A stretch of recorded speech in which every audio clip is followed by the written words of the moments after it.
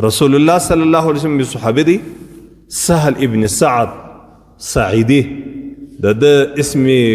کنیه د ابو العباس و یو سړی د نبی کریم صلی الله علیه وسلم مخته تیریدی فقال لرجل عنده جالس ما رأيك في هذا یو سړی تیریدی رسول الله صلی الله علیه وسلم دا درس دی رسول الله صلی الله علیه وسلم دی نو چې بس دا کار یو چې خلکو کې بغږیدي درس ورکوي سبق ورکوي یو شی ورشي یو سړی تیریږي رسول الله صلی الله علیه وسلم هغه د څنګه ملګري ته ویل ما رأيك في هذا دا سړی کې ته څه وایه دا سړی هغه ورته ویل فقال رجل من اشراف الناس هذا والله حري ان خطب ان ينكح وان شفع ان يشفع فسكت رسول الله صلی الله علیه وسلم وی د الله رسول دا خو ډېر معتبره سړی دا دی سړی دی زموږ په علاقه کې کچیري یو چاته د نکاح مرکه واسطي خطبه واسطي یو چاته خطبه وکړي یو چاته مرکه واسطي خطبه وکړي نو د ده مرکه خلک قبلوي بس دوستي ورسره کوي او دا دی سړی دی کچیري د یو چا سفارش وکړي شفاعت سفارش د یو چا وکړي نو د ده سفارش خلق قبلوي رسول الله صلی الله علیه وسلم د دې خبرو په اورېدلو باندې نور اسم نه ورته وویل بیا رسول الله صلی الله علیه وسلم ناست دی ثم مر رجل آخر بیا یو بل سړی تېرېدی فقال له رسول الله صلی الله علیه وسلم ما رأيك في هذا د دې سړي په باره کې څه وایې ستا د علم مطابق دا څنګه سړی فقال یا رسول الله هذا رجل من فقراء المسلمين ای د الله رسول الله خو یو غریب او مسکین سړی دی زموږ زه د حدیث تورو ترجمه د خپل وخت او د خپل زمانې مطابق کوم دا یو غریب او مسکین سړی دی بې وسه بیچاره سړی دی فقال له رسول الله صلی الله علیه وسلم یا رسول الله هغه سړي ورته یا رسول الله هذا رجل من فقراء المسلمین دا په مسلمانانو کې یو فقیر غریب سړی دی هذا حري ان خطب ان لا ينكح دا دونه مسکین غریب سړی دی که چاته مرکه وکړله د دوستۍ دپاره د رښتیا دپاره څوک رشته هم نه ورسره کوي او بیا ورته وویل وان شفع ان لا يشفع که چیرې د یو چا شفاعت وکړي سفارش یې وکړي خلک د ده سفارش نه قبلوي ځکه غریب او مسکین سړی دی څوک یې د ډېره پروا او ډېری خلک په کیسه کې نه دي بیا کله چې دا تور وویل وان قال لان لا يسمع لقوله او که چیرې دی غږېدی په یو مجلس کې د خلکو په مجلس کې چې خلک یې خبرې ته غوږ هم نه نیسي که دی غږېدی خلک یې خبرې ته غوږ هم نه نیسي زه به یو مختصره خبره وکړم د تی دا خبرې له زیره مه باسه زه په یو مجلس کې ناست وم زموږ یو دوست قریب دی دغه په مجلس کې یو سړی د سرمایداره سړی دی زموږ په دوستانو قریبانو کې دی یو بل سړی ناست دی د خبرې سره کېدلې بله ورې کرارې دغه سرمایداره سړي څه د مسلې پوښتنه وکړه زه یم څنګ ته ناست هغه ورته وخندل بله یې ورته وویل په مفتي صاحب ناست دی ده څه پوښتنه وکړه اوس د خلکو باندې د خلکو سرمایه یا د دولت یا د جایداد دونه ورباندې دغه څه وایي داسې په سترګو ړوند کړي داسې په غوږو کوڼ کړي اوس د دین د مسلې پوښتنه یې له ده کوله هغه هوښیار سړی دی هغه ورته وخندل بله یې ورته مفتي صاحب ناست دی پوښتنه خو نو له ده وکړه بیا د ماته مخ راوړ وینه له ما پوښتنه وکړه ما له الله پاک دې هدایت ورته وکړي اوس دونه سړی د یو چا د دنیا سره د یو چا د پیسو دپاره درکه در یې هم ولاکه کړي سرمایدارانو بس خدای پاک ورسمه کړې د ورور ناکه جانداري ورسره کوي چمچه ورسره کېږي در ایمان هم ورته تېرېږي در اسلام هم ورته تېرېږي در هر څه ورته تېرېږي هغه هم په پوهېږي چې بې ځایه جانداري دې وکړه بیا زما څه پوښتنه وکړه پلانکۍ مسله څنګه نو خبره م دې درته کوله چې تاسې به دا ګمان کوئ چې ښه نو داسې سړی به م یو څوک وي چې دی غږېږي خلک یې خبرې ته غوږ نه نیسي و دا رقم دی مجلس چې د خلکو په مجلس مابین کې کښېنی دا خلک په سرمایه په زور سره غږېږي چې څونه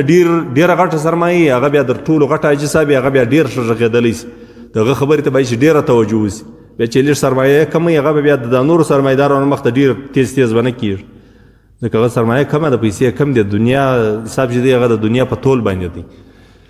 نو دلته دا رسول الله صلی الله علیه وسلم چې د دې سړي په باره کې پوښتنه وکړله، رسول الله په جواب کې ورته وویل وان قال لأن لا يسمع لقولي، که چیرې غږېدی خلک یې خبرې ته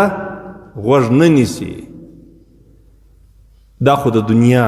معمولات سو. اوس رسول الله صلی الله علیه وسلم دته درس دا ځای وښیي. فقال رسول الله صلی الله علیه وسلم هذا خیر من ملء الارض مثل هذا. پلانکی صحابي دا دویم سړی چې تا وښوي دا غریب، دا سړی چې دی د الله په نیز باندې غوره دی در هغه اول انسان. دا یو سړی چې دا ټول ځمکې مخ له هغو رقم انسانانو ډک سي، نو خو ډېر انسانان دي. د الله تبارک وتعالی په نیز باندې دا یو غریبه عاجزه دینداره مسلمان دا درغه ښه. موږ او تاسو ته په دې حدیث شریف کې سبق چې دی، سبق په دې کې موږ ته دا دی چې موږ به د دنیادارو د دنیا څخه نه متاثره کیږو، بېدینه کیږو به نه. د دیندار د سرمایه‌دارو مجلس ته چې ورلاس د سرمایې په خاطر باندې مه ځینې متاثره کیږئ، د سرمایې په خاطر باندې مه بېدینه کیږئ، د سرمایې په خاطر باندې د خدای دین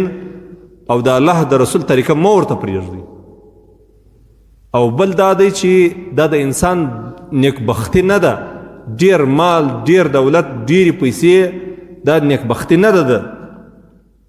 د هر پیغمبر سره الله جل جلاله مشوره کوي. د امیري او باچي پیغمبري غواړي که د غریبۍ او د مسکینۍ پیغمبري غواړي، د هر پیغمبر سره دا مشوره کوي. چند پیغمبران چې هغه هم د الله د دین په خاطر باندې چې هم به زور را سره هم به طاقت را سره هم به فوج را سره هم به پیغمبري را سره د الله دین به جاری کم د خدای په ځمکه کې. د هغو یو چند پیغمبرانو ما سوا نور ټولو پیغمبرانو حتی رسول الله صلی الله علیه وسلم د ملنګۍ د غریبۍ پیغمبري خوښه کړله. د سرمایې او د دولت او د قوت او د طاقت چې ډیر مالداري ډیر شاندې ورسره دا یې نه کړه خوښ. ولې د الله رب العزت په نیز باندې د دین ساتنه الله رب العزت کوي. الله رب العزت دا دین ساتلی اکثره وخت پر چا باندې دی؟ په عاجزو غریبو بیچاره خلکو باندې. عاجزه غریب بیچاره خلک په دې باندې الله رب العزت دین ساتلی. ځکه د رسول الله صلی الله علیه وسلم مسجد تقریبا اکثره له غریب صحابه کرامو ډک. نو ما هغه ورونه ته چې بیچاره یې بېوسه توصیه مې دا ده چې په دې باندې سړی باید چې مایوسه نه سي. زموږ دپاره موږ سره خو ډېر غټ قیمتي شی ایمان را سره ده. ایمان هغه شی دی که ته در خاورو لاندې سې، که ته مړ سې، که ته خاورې سې، که ته ایرې سې، که تا باندې ستا دا قیمتي شی دا یو خزانه ده، دا یو عظیم قیمتي شی دی د الله تعالی سره دی. په دې باندې به د الله رب العزت ابد الابد زندگی ښایسته کوي. نو مختصره زندگی ده پر سړي تېرېږي. که د ډېر مالې ډېر دولتي ډېرې پیسې هم پر سړي باندې الله تېروي، او که ډېره کمزوري ډېره بېوسي ډېره درپدري هم الله رب العزت دا زندگی پر سړي باندې تېره کوي. ځواني هم نه درېږي د پیسو دپاره چې ته پیسهداره یې ځواني درته ولاړه، ځواني هم تېره سي، ستا قوت و زور هغه زمانه هم تېره سي، هغه د ضعف او د عاجزي حالت دا هم الله رب العزت تېروي. نو خبردار په دې ځای باندې ډېر پام به مو دې ځای ته چې الله تبارک وتعالی د الله رب العزت دا دین دا ایمان چې الله درکړی دی د دې به بار بار شکر ادا کوي. دا ډېر قیمتي نعمت، او د دې قیمتي نعمت سره به د الله رب العزت د دنیا زندگی به دې الله اسانه در باندې تېره کړي، په سهولت باندې الله در باندې تېره کړي، او د آخرت زندگی به دې الله رب العزت ښایسته او خوندوره کړي. اوس دا دی په روایت کې راځي رسول الله صلی الله علیه وسلم یو خدا خبر اوس موږ ته معلومه سول چې یو عاجزه غریب انسان مؤمن مخلص دا د الله او د الله د رسول په نیز باندې در دا ټول ځکه چې انسانانو ډکوي، خو د الله د دین دوستان نه د الله د دین خلک نه چې هر څونه سرمایدار دولتمند ډېر تیز په ژبه کې په خوله کې ډېر تیز په دماغ ډېر تیز، خو د هغه انسان چې عاجز وي بیچاره یې هسې د خپل ځان مازې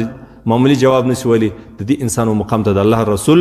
د الله او د الله د رسول په کتاب کې نشي رسېدلی. الله رب العزت موږ او تاسې دا دویم قسم خلک کي. الله جل جلاله دې موږ د دین خلک کي. الله رب العزت مو دې د دنیا د نوم د نشانه څخه دې الله وساتي. الله رب العزت په دین کې عزت را نصیب کړي. دا ډېر قیمتي خلک دي.